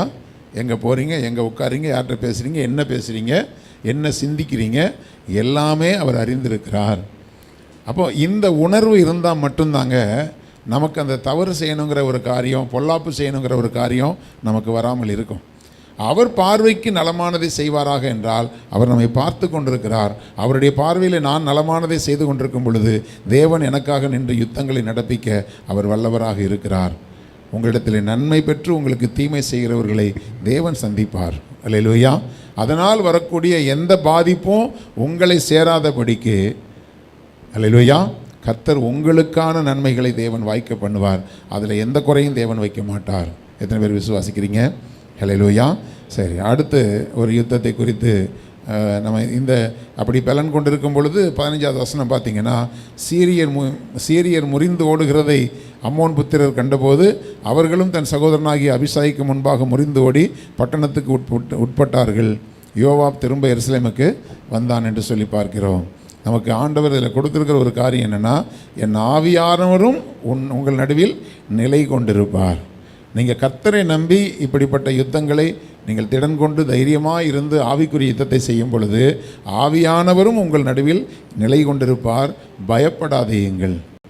இப்போ நம்ம வாசித்த வந்த வசனங்கள் எல்லாத்துலேயும் நீங்கள் பார்த்தீங்கன்னா, திடன் கொள்ளுங்கள், பயப்படாதீங்கள், உங்கள் தேவனாகிய கர்த்தர் உங்களோடு கூட இருக்கிறார். இதை தேவன் திரும்ப திரும்ப திரும்ப உங்கள்கிட்ட வலியுறுத்துகிறார். ஆமென். அவர் இருந்து என்ன பாஸ்டர் ஆக போகுது? அவர் இருக்கிறதுக்கு பதிலாக ஒரு 5 லட்ச ரூபா பணம் இருந்தாலாவது, ஹல்லேலூயா, 5 லட்ச ரூபா பணத்தால் செய்ய முடியாததை ஆண்டவர் செய்வார். ஹல்லேலூயா. ஆமாம், பணம் இருக்கிற எத்தனை பேருக்கு காரியங்கள் வாய்த்து இருக்குதுன்னு உங்களுக்கு தெரியுமா? அதாவது தூத்துக்குடியில் ஒரு பெரிய கோடீஸ்வரன் வீட்டில் அவர் பொண்ணுக்கு கல்யாணம் ஆக மாட்டேங்குது. அதாவது தூத்துக்குடியில் இப்போதைக்கு அவங்கெல்லாம் ஒரு கிங்கு, அவ்வளோ வசதி படைத்தவர்கள். அவர் பொண்ணுக்கு மாப்பிள்ளை கிடைக்க மாட்டேங்குதுங்க. கஷ்டப்பட்ட குடும்பத்தில் இருக்கிற நமக்கு கர்த்தர் அதன் காலத்தில் காரியங்களை தேவன் வாய்க்க பண்ணி கொண்டிருக்கிறார். அல்லேலூயா. ஆமாம், யார் பாக்கியவான்கள்? இத்தனைக்கும் அவங்களும் ஆண்டவரை அறிஞ்சவங்க தான். ஆனால் ஆண்டவரை ஊர்காவாக வச்சுக்குவாங்க. அவங்க ஊரில் இந்து கோயில் கட்டணுன்னாலும் காசு கொடுப்பாங்க, கிறிஸ்தவ கோயில் கட்டணுன்னாலும் காசு கொடுப்பாங்க. அங்கேயும் ஒரு கால் இங்கேயும் ஒரு கால். கர்த்தர் அவர்கள் நடுவில் இல்லை. அல்லேலூயா. அநேக காரியங்களில் பணம் மட்டும்தான் இருக்குது, மற்ற காரியங்களில் தோல்வி. ஆனால் தேவனுடைய பிள்ளைகளை, நம்மக்கிட்ட பணம் மட்டும்தான் இல்லை, கர்த்தர் நம் நடுவில் இருக்கிறார். அல்லேலூயா. ஆமாம், கர்த்தர் நடுவில் இருக்கிறார். இனி தீங்கை காணாதிருப்பா என்று ஆண்டவர் வசனம் சொல்லுகிறது. அடுத்த ஒரு காரியத்தை பார்த்திங்கன்னா, சில போராட்டங்களில் யாராகிலும் எனக்கு துணையாக நின்றால் நன்றாக இருக்கும், அல்லது சில வேறு யாரையாகிலும் ஒருத்தரை சேர்த்துக்கிட்டா எனக்கு இந்த பிரச்சனையை நான் கொஞ்சம் ஈஸியாக சால்வ் பண்ணுவேன், யாராவது ஒருத்தருடைய ஒத்தாசை எனக்கு வேணும், அல்லது ஒரு தொழில் ஆரம்பிக்கணுமா அதில் ஒரு பார்ட்னர்ஷிப் இருந்தால் கொஞ்சம் நல்லா இருக்கும் அப்படிங்கிற ஒரு சிந்தனைகள் உள்ளவர்களுக்கு வரக்கூடிய ஒரு போராட்டம். நான் சொல்கிறது புரிஞ்சுதா? எனக்கு ஒரு சில காரியங்களை கடந்து போகிறேன், யாராவது எனக்கு ஒத்தாசையாக நின்றால் நல்லாயிருக்கும், யாராவது எனக்கு ஒரு உதவியாக நின்றால் நல்லா இருக்கும் அப்படிங்கிற ஒரு காரியத்தில் மனுஷ ஒத்தாசையே தேடக்கூடிய ஒரு போராட்டமான பாதையில் நீங்கள் கடந்து போகிறீர்களா? அதற்காக கர்த்தர் கொடுத்ததான வார்த்தைகள் பார்த்திங்கன்னா, 2 நாளாகமும் 25:6 வாசிக்கும் பொழுது, இஸ்ரவேலிலும் 1,00,000 பராக்கிரமசாலிகளை 100 தாலந்து வெள்ளி கொடுத்து கூலிக்கு அமர்த்தினான். தேவனுடைய மனுஷன் ஒருவன் அவனிடத்தில் வந்து, ராஜாவே, இஸ்ரவேலின் சேனை உம்முடனே வரலாகாது. கர்த்தர் எப்ராயிமின் சகல புத்திரராகிய இஸ்ரவேலோடும் இருக்கவில்லை. போக மனதானால் நீர் போம், காரியத்தை நடத்தும், யுத்தத்திற்கு திடன் கொண்டு நில்லும். தேவன் உம்மை சத்ருவுக்கு முன்பாக விழப்பண்ணுவார். ஒத்தாசை செய்யவும் விழப்பண்ணவும் தேவனாலே கூடும் என்றான். இதில் ஒரு வார்த்தை வருது. இவர் இந்த அமத்சியா செய்கிற காரியம் என்னென்னா, யுத்தத்துக்கு கூலி பொருத்தி இஸ்ரவேலரை கூட்டுக்கிறான். இவன் யூத ராஜா. யூத ராஜாவுக்கு யுத்தத்துக்கு ஒத்தாசை செய்யும்படியாக அவன் இஸ்ரவேல் ஜனங்களையும் கூப்பிடுறார். அதில் சொல்லப்பட்டிருக்க இஸ்ரவேலிலும் 1,00,000 பராக்கிரமசாலிகளை 100 தாலந்து வெள்ளி கொடுத்து கூலிக்கு அமர்த்தினான்னு சொல்லப்பட்டிருக்கிறது. இப்போது அவங்களும் என் கூட யுத்தத்துக்கு வந்தால் நல்லா இருக்கும்னு ஒரு கூலி பொருத்தி அவங்கள கூப்பிடுறாங்க. தேவனுடைய மனுஷன் ஒருவன் அவனிடத்தில் ராஜாவே, இஸ்ரவேலின் சேனை உம்முடனே வரலாகாது. கர்த்தர் எப்ராயிமின் சகல புத்திரராகிய இஸ்ரவேலரோடும் இருக்கவில்லை. அல்லேலூயா. நீ யூத ராஜா. நீங்கள் பார்த்தீங்கன்னா, நீங்கள் அந்த ராஜாக்களுடைய வரலாறுகளில் நீங்கள் பார்க்கும் பொழுது, யூத ராஜாக்களில் கூட சில பேர் தவறுகள் செய்தாலும் கர்த்தர் அவர்களை சீர்படுத்தி அவர்களோடு கூட அதிகமாக கர்த்தர் இருக்கிறதை பார்க்க முடியும். இஸ்ரவேல் கோத்திரம் 10 கோத்திரமும் 2 கோத்திரம் யூத கோத்திரமாக பிரிக்கப்பட்டது, வடக்கு ராஜ்யம் தெற்கு ராஜ்யமாக பிரிக்கப்பட்டது. அப்போ இந்த யூத சாம்ராஜ்யத்தில் இருக்கக்கூடிய இந்த 2 கோத்திரம், அவங்க 10 கோத்திரம், இஸ்ரவேல் கோத்திரம் தான் அவங்களும். ஆனால் அவங்க மெஜாரிட்டி, இவங்க மைனாரிட்டி. அல்லேலூயா. தேசத்துலேயும் நம்ம மைனாரிட்டின்னு தான் சொல்கிறாங்க. அல்லேலூயா. எல்லா விதத்துலேயும் நம்மளை மைனாரிட்டின்னு சொல்லுவாங்க. அவங்கெல்லாம் மெஜாரிட்டியாக இருந்து நமக்கு என்ன செய்வாங்க? ஒன்று பணத்தில் அவங்க மெஜாரிட்டியாக இருப்பாங்க, இல்லை படையில் அவங்க மெஜாரிட்டியாக இருப்பாங்க. நம்ம எல்லோரும் மைனாரிட்டின்னுவாங்க. நீ மைனா ரொட்டியோ குருவி ரொட்டியோ, அல்லேலூயா, கர்த்தருடைய ரொட்டியாக இருந்தால் போதும். அல்லேலூயா. ஆமாம். அப்போ இங்கே இவனாக யோசிக்கிறான், இவங்கெல்லாம் வந்தாங்கன்னா நம்மளை யுத்தம் பண்ண முடியும், அல்லது இவங்களுடைய ஒத்தாசெல்லாம் இருந்தால் நம்மளால் ஜெயிக்க முடியும் அப்படின்னு அவன் யோசிக்கிறான். ஆனால் இங்கே தேவனுடைய மனுஷன் சொல்கிறாரு, அவங்கெல்லாம் அவங்க கூட வரக்கூடாது, அவங்களுடைய பார்ட்னர்ஷிப்பெல்லாம் நீ சேர்த்துக்காத, அவங்களுடைய ஒத்தாசைக்கெல்லாம் நீ வேண்டாம். நீர் போக மனதாக இருந்தால் நீர் காரியத்தை நடத்தும், யுத்தத்துக்கு திடன் கொண்டு நில்லும். அல்லேலூயா. இங்கே ஒரு வார்த்தை சொல்கிறாரு, உண்மை சத்துருக்கு முன்னால் விழப்பண்ணுவார்னு வார்த்தை சொன்னாலும் ஒத்தாசை செய்யவும் விழப்பண்ணவும் தேவனால் கூடும். ஏன்னா நீர் அவங்கள கூப்பிட்டு போனால் உன்னை விழப்பண்ணிடுவார். அல்லேலூயா. நீ ஆண்டவரை மட்டும் நம்பி போனால் உனக்கு ஒத்தாசை செய்யவும் அவரால் முடியும், உன்னை விழப்பண்ணவும் அவரால் முடியும். எத்தனை பேர் விசுவாசிக்கிறீங்க? ஹல்லேலூயா. நீங்கள் சில நேரத்தில் என்ன யோசிப்பீங்கன்னா, இந்த காரியம் இருந்தால் தான் என்னால் ஜெயிக்க முடியும், இந்த காரியம் இருந்தால் தான் என்னால் இந்த வேலையை நடப்பிக்க முடியும்னா, இங்கே சொல்கிறாரு, நீர் போகும் மனதாக இருந்தால் நீர் போகும், காரியத்தை நடப்பியும், யுத்தத்துக்கு திடன் கொண்டு நில்லும்.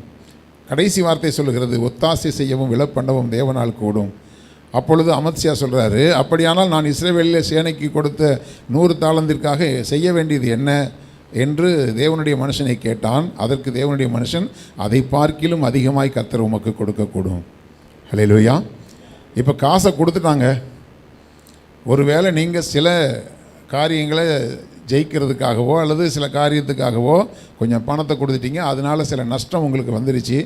வந்ததுனால இப்படி வந்துருச்சே, அதுக்காக நான் இதை போய் செய்யலாமான்னா ஆண்டவர் சொல்கிறாரு, அந்த பணம் போனால் போயிட்டு போகுது. என்ன பாஸ் இவ்வளோ ஈஸியாக சொல்கிறீங்க? அந்த காசு போனால் போயிட்டு போகுது. கர்த்தர் அதை பார்க்கிலும் அதிகமாக உனக்கு கொடுக்க வல்லவராக இருக்கிறார். ஆனால் தப்பான ஆழமத்துவம் உங்களோட சேர்த்துக்காத. ஹல்லேலூயா. தவறான கூட்டணி வைத்து கொள்ளாதே, தவறான ஒரு பார்ட்னர்ஷிப்பு சேர்த்து கொள்ளாதே. கர்த்தர் அவங்க கூட இல்லை, ஆனாலும் அவங்ககிட்ட காசு இருக்குது. கர்த்தர் அவங்க கூட இல்லை, அவங்களுக்கு ஒரு செல்வாக்கு இருக்குது. கர்த்தர் அவங்க கூட இல்லை, ஆனாலும் அவங்க வந்தால் காரியம் நடக்கும். ஒன்றும் நடக்காது. ஹல்லேலூயா. நீ கர்த்தரை நம்பி நீ முன்னோக்கி போய் உன்னுடைய வேலையை நடப்பி. ஹல்லேலூயா. கர்த்தரை மாத்திரம் நம்பு. கர்த்தர் உனக்காக நிற்கிறதை நீ பார்க்க முடியும். உனக்கு ஒத்தாசை பண்ணவும் விழப்பண்ணவும் அவரால் முடியும். அப்போ அவரை மாத்திரம் நம்பி நீங்கள் முன்னேறி போக வேண்டுமே தவிர, ஏதோ ஒரு மனுஷ ஒத்தாசை இருந்தால் எனக்கு இந்த காரியம் சக்ஸஸாக முடியும்னு நினைக்காதீங்க. நீங்கள் திடன் கொண்டு வேலையை நடப்பீங்க. உங்கள் தேவனாகிய கர்த்தர் உங்கள் நடுவில் இருக்கிறார். ஹல்லேலூயா. ஆவியானவரும் உங்கள் நடுவில் நிலை கொண்டிருப்பார். பயப்படாதீங்கள். மனுஷ ஒத்தாசைக்காக நீங்கள் முயற்சி பண்ணாதீங்க. யார் மூலமாவது எனக்கு ஒரு நன்மை நினைக்கும்னு நினைக்காதீங்க. கர்த்தர், அதாவது எனக்கு ஒத்தாசை வரும் பர்வதங்களுக்கு நேராய் என் கண்களை ஏறெடுக்கிறேன். கர்த்தருடைய பிள்ளைய, ஆண்டோடைய நாமத்தை அறிந்திருக்கிற கர்த்தருடைய பிள்ளைகளை, கர்த்தர் மேல் வைராக்கியமாக இருக்கிற தேவனுடைய பிள்ளைகளை, நீங்கள் ஒத்தாசை வரும் பர்வதத்துக்கு நேராக கண்களை எடுத்து, அதாவது என்ன பிரச்சனை நம்மக்கிட்ட இருக்குது அப்படின்னு சொன்னால், பிரச்சனை இருக்குது, போராட்டம் இருக்குது. என்றைக்காவது நம்ம முழங்கால் போட்டு ஆண்டவர்கிட்ட நின்று ஒரு மணி நேரமாவது அந்த பிரச்சனைக்காக ஜெபிச்சிருக்கிறோமா? திடன் கொண்டு காரியத்தை நடப்பி வேலையை நடப்பி எல்லாம் ரைட்டுங்க. பிரச்சனையை மனுஷங்கிட்ட சொல்கிற அளவுக்கு நம்ம தேவன்கிட்ட சொல்லியிருக்கிறோமா? கொஞ்சம் உட்காந்து நீங்கள் உங்களை நீங்களே நிதானித்து பாருங்கள். அதாவது காரியம் கைமீறி போகிறது, அதே சமயத்தில் நம்ம தேவ சமூகத்தில் உட்காந்துருக்கிறோமா? அதற்காக உபவாசம் பண்ணி நம்ம ஜெபம் பண்ணோமா? அந்த ஒத்தாசையை, தேவ ஒத்தாசையை நம்ம நாடி இருக்கிறோமா? கர்த்தர் சொல்கிறாரு, அதை செய்யுங்க. நீங்கள் நடப்பிக்கிற வேலைக்கெல்லாம் முன்னாடி அதை செய்யுங்க. அப்புறம் பாருங்கள் கர்த்தர் உங்களுக்காக நின்று யுத்தம் பண்ணுகிறத அப்புறம் பாருங்கள். அப்புறம் வந்து நீங்கள் சாட்சி சொல்லுங்கள். ஹல்லேலூயா. அது ஒன்று மட்டும்தான் நம்ம, அதாவது நம்ம எல்லாத்தையும் செஞ்சுருப்போம், அது ஒன்று மட்டும் செஞ்சுருக்க மாட்டோம். ஹல்லேலூயா. ஆமாம். அப்போது செய்ய வேண்டிய ஒன்று கரெக்டாக செய்யலை அப்படின்னு சொன்னால், எவ்வளோதான் நீங்கள் சமையல் பண்ணி எல்லாத்தையும் முடித்தாலும், ஒன்று உப்பை அள்ளி நிறையா போட்டாலும் பிரச்சனை, உப்பே போடலைனாலும் பிரச்சனை. எல்லாத்தையும் கரெக்டாக தான் பாஸ்டர் பண்ணேன், ஆனால் போட வேண்டிய எதையோ ஒன்று போடாத மாதிரி உங்கள் வாழ்க்கையில் எல்லாத்தையும் செய்கிறீங்க, எல்லாருக்கிட்டையும் உங்களுடைய பிரச்சனைகளை சொல்கிறீங்க, ஆனால் தேவ சமூகத்தில் போய் உட்காந்துருக்கீங்களா? அதற்காக ஒரு விசேஷித்த ஒரு நாளை நியமித்து நீங்கள் உபவாசம் பண்ணி ஜெபிச்சிருக்கீங்களா? அது ஒன்று மட்டும்தான் பாஸ்டர் நாங்கள் செய்கிறதே கிடையாது அப்படின்னா நான் ஒன்றும் பண்ண முடியாது. ஹல்லேலூயா. காசு இல்லாமல் உதவி செய்கிறவரை விட்டுட்டு காசுக்காக உதவி செய்கிற ஆட்களை போய் கூலி பொருத்தி வச்சா என்ன பண்ண முடியும்? ஹல்லேலூயா. நீ போக மனதாக இருந்தால் நீ போ. நீ தேவ சமூகத்தில் உட்காந்து காத்திருந்து தேவ சமூகத்தில் இருந்து உன்னுடைய வேலைகளை நடப்பி நீ யோசித்து பார்க்க முடியாத அற்புதங்களை செய்ய கர்த்தர் வல்லவராக இருக்கிறார். ஹல்லேலூயா. ஆமாம். அப்போது அதை நம்ம செய்யணுமே தவிர மனுஷ ஒத்தாசைக்காக நீங்கள் முயற்சி செய்யாதீங்க. ஒரு சில பேருடைய ஒத்தாசையை நாடணும்னு நீங்கள் நினச்சிங்கன்னா, நான் சொல்கிறேன், கர்த்தருடைய சமூகத்தில் உட்காந்து அவருடைய ஒத்தாசையை நாடுங்க. அதை தான் சொல்கிறார், ஒத்தாசை செய்யவும் விழப்பண்ணவும் தேவனால் கூடும். அடுத்து கீழே உள்ளதை வாசிமா.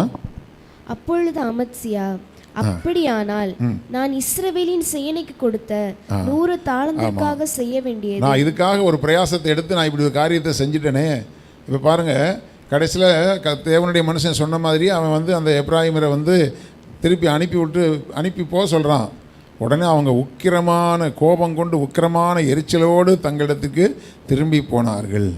சில நேரத்தில் அப்படிப்பட்ட ஆட்களை சேர்த்துக்காததுனால அவங்களுக்கு உங்கள் மேலே ஒரு எரிச்சலே வரும். சில பேரை நான் பகைக்க வேண்டியிருக்குமே, அப்படி பகைச்சிட்டு போட்டோம். அல்லேலூயா. உங்களோடு கூட இருக்கிற தேவன் சர்வ வல்லவராக இருக்கிறபடினால கர்த்தரை நம்பி நீங்கள் தனியாக நின்று இந்த யுத்தத்தை நடப்பித்து பாருங்கள். அல்லேலூயா. நிச்சயமாக நான் உங்களுக்கு சொல்கிறேன், அவங்க எல்லாரும் இருந்து உங்களுக்கு கிடைக்க வேண்டிய வெற்றியை பார்க்கிலும் மேலான வெற்றியை கர்த்தர் உங்களுக்கு தருவார். அப்படிப்பட்டவர்களை சில பேரை சேர்த்துக்காததுனால சில பேருக்கு உங்கள் மேலே எரிச்சல் வருதா? கவலையப்படாதீங்க. அல்லேலூயா. கர்த்தர் யாரோட பேசுகிறாருன்னு எனக்கு தெரியாது. ஆனால் சில பேரை நீங்கள் சேர்த்துக்கலாம்னு நினைக்கிறீங்க.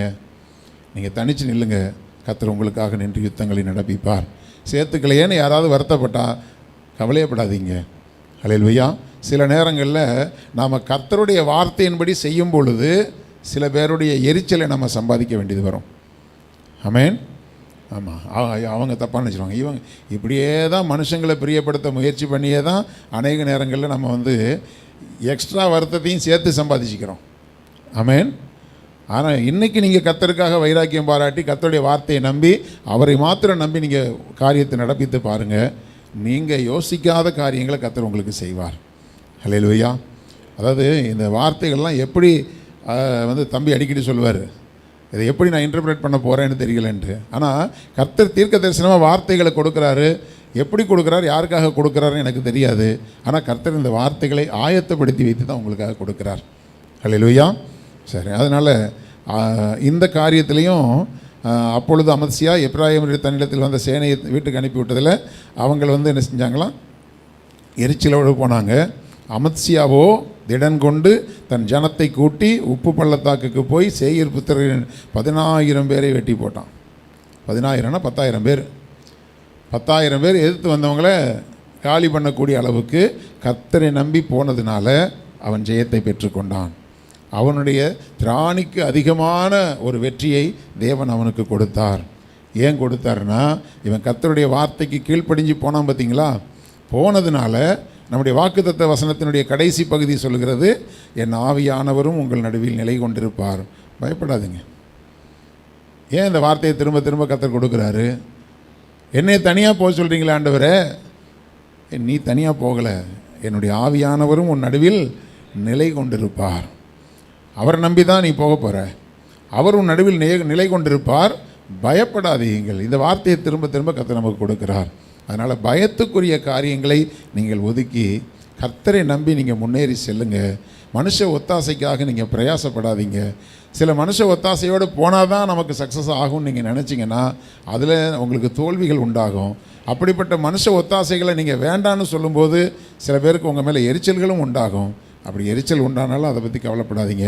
கர்த்தர் தானே உங்களை போக சொல்கிறாரு.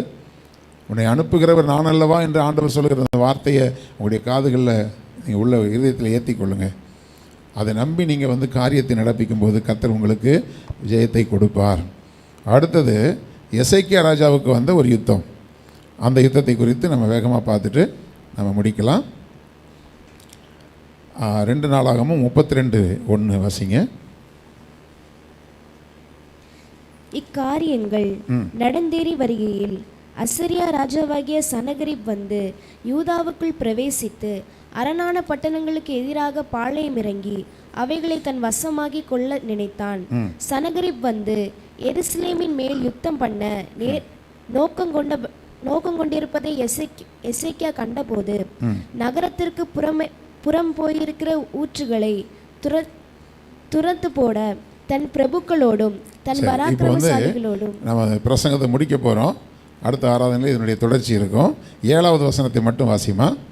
முதல் ஆராதனையை முடிச்சுட்டு போகிறவங்களுக்கு இந்த வார்த்தையை நான் சொல்லி அனுப்புகிறேன்.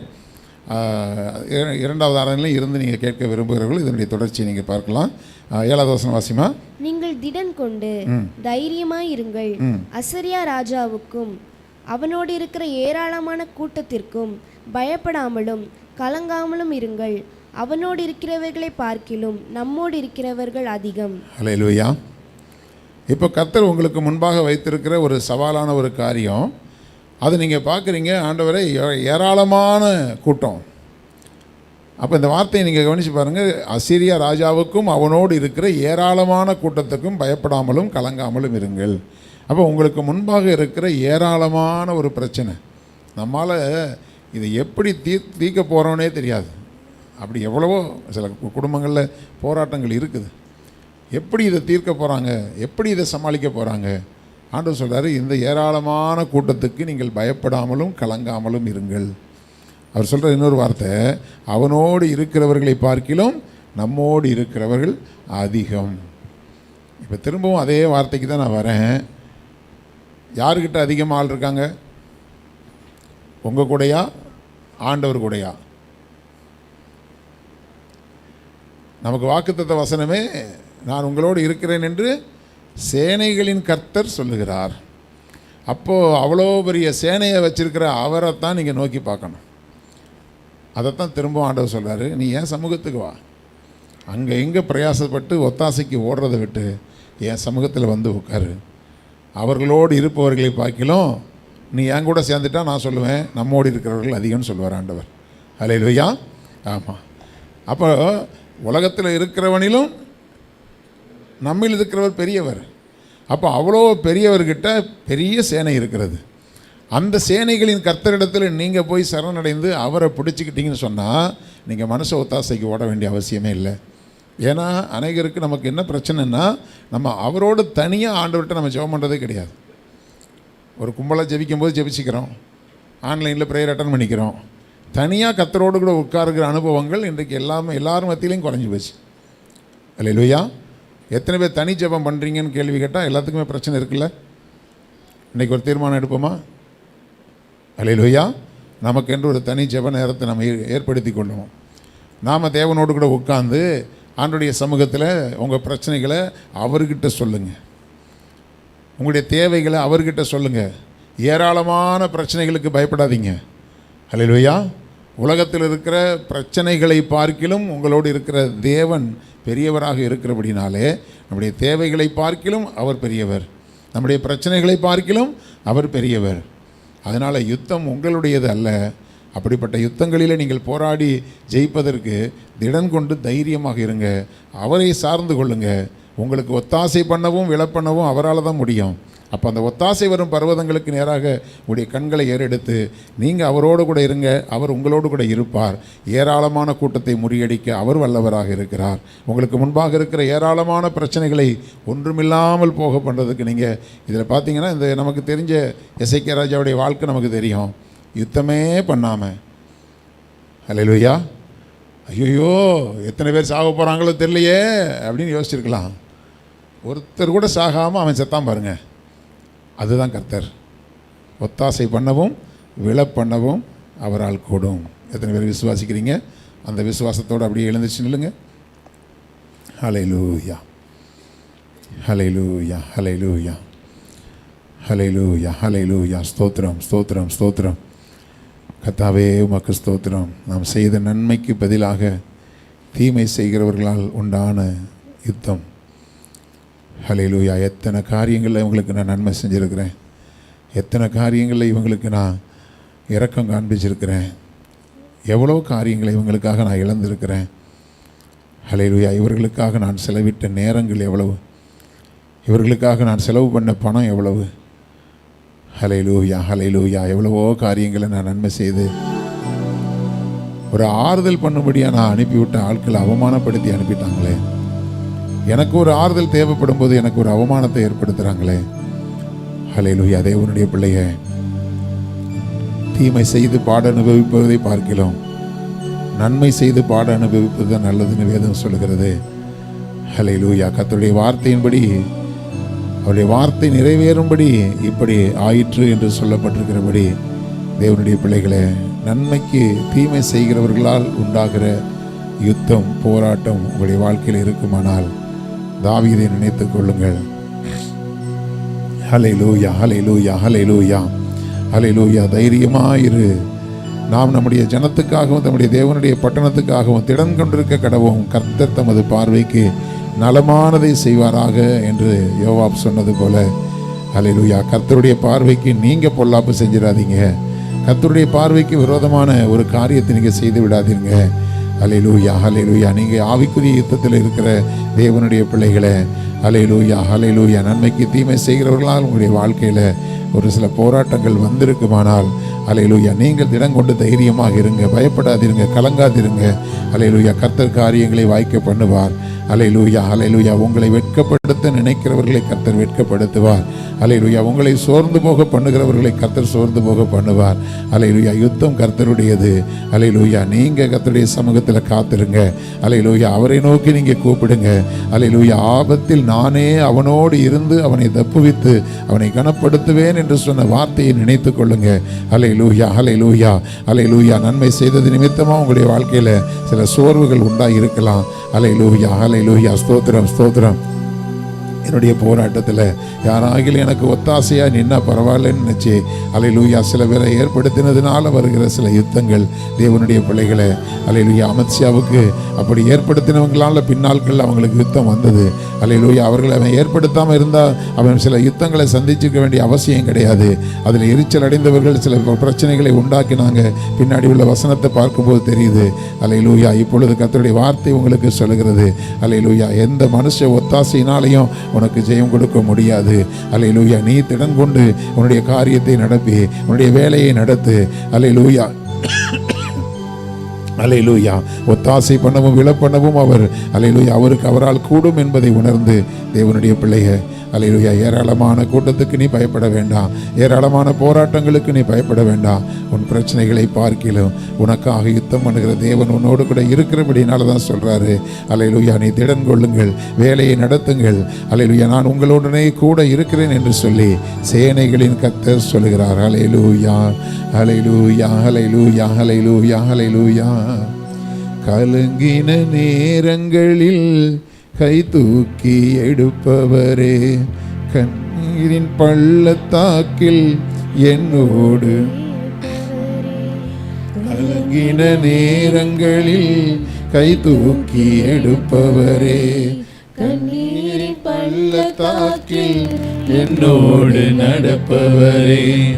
உறவுகள் மறந்தாலும் நீர் என்னை மறப்பதில்லை. காலங்கள் மாறினாலும் நீர் மட்டும் மாறவில்லை.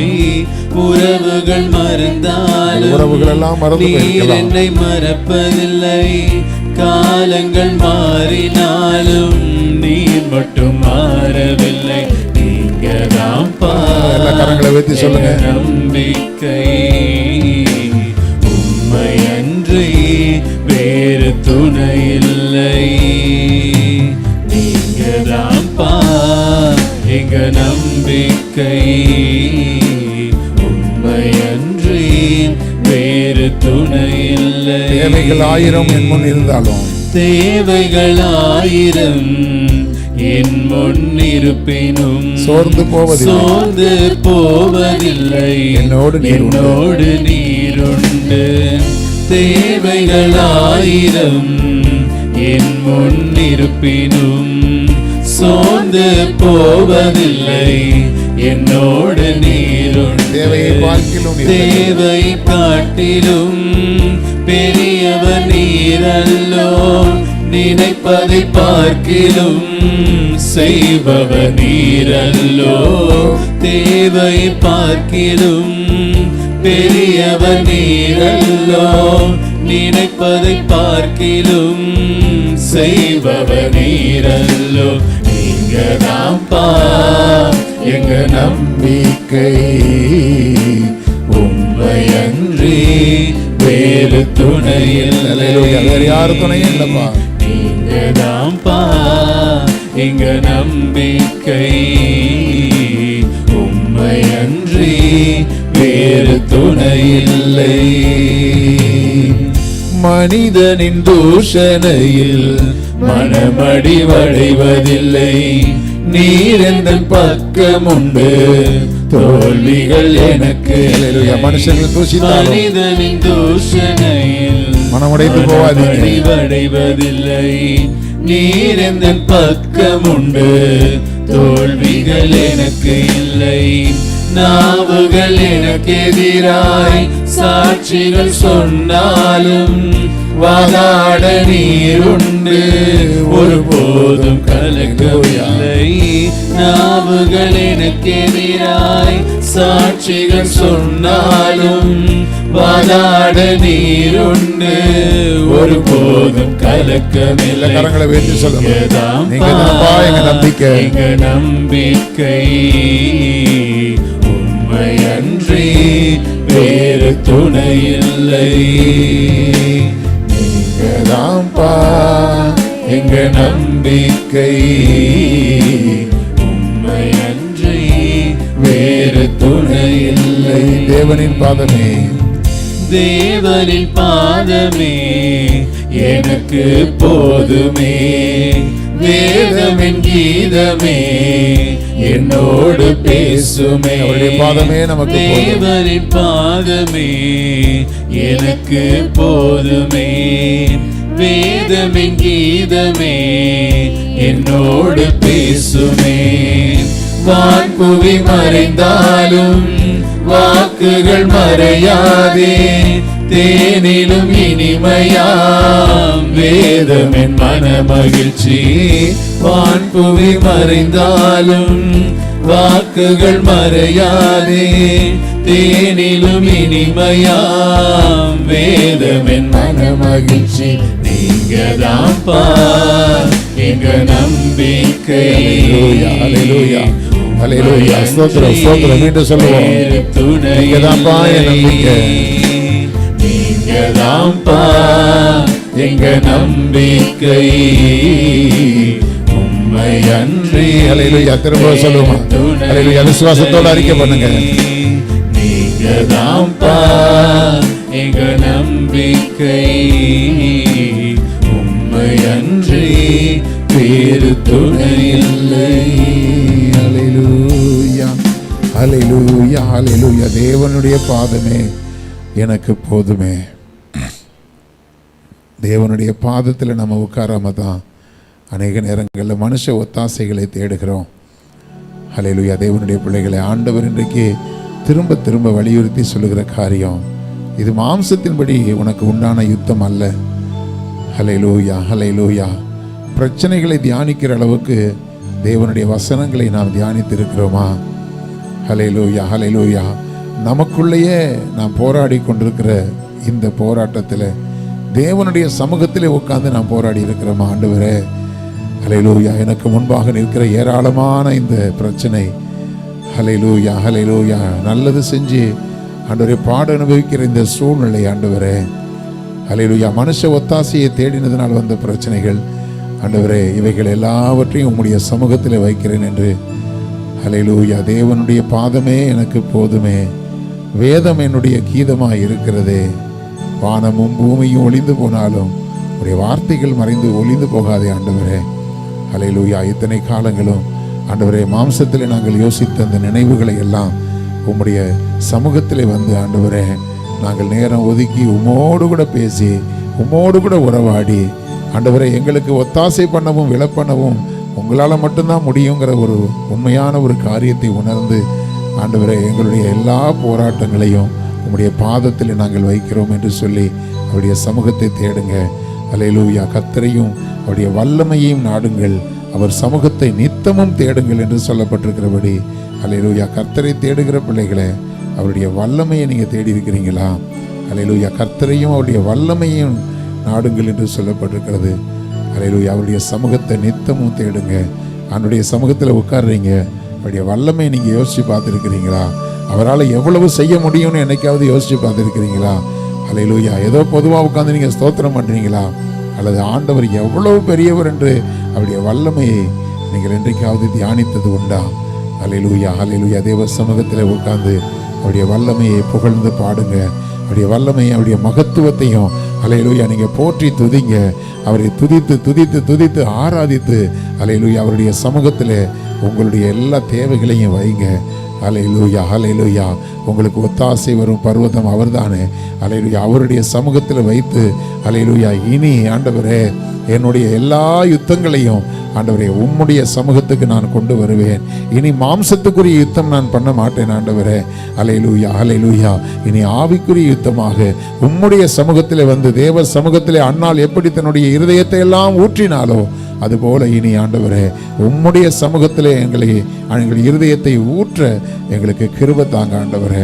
அப்படிப்பட்ட ஒரு நல்ல ஜெப ஆவி எங்களுக்கு தாங்கன்னு கேளுங்க. எல்லாரும் கரங்களை வைத்து கேட்போமா?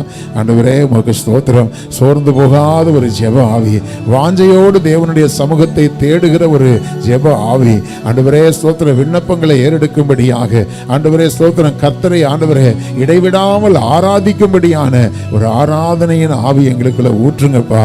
அல்லேலூயா. எப்போதும் ஸ்தோத்திரம் பண்ணி கொண்டிருக்கத்தக்கதாக ஸ்தோத்திரத்தின் ஆவியினால் எங்களை நிரப்புங்கப்பா. அல்லேலூயா, அல்லேலூயா, அல்லேலூயா.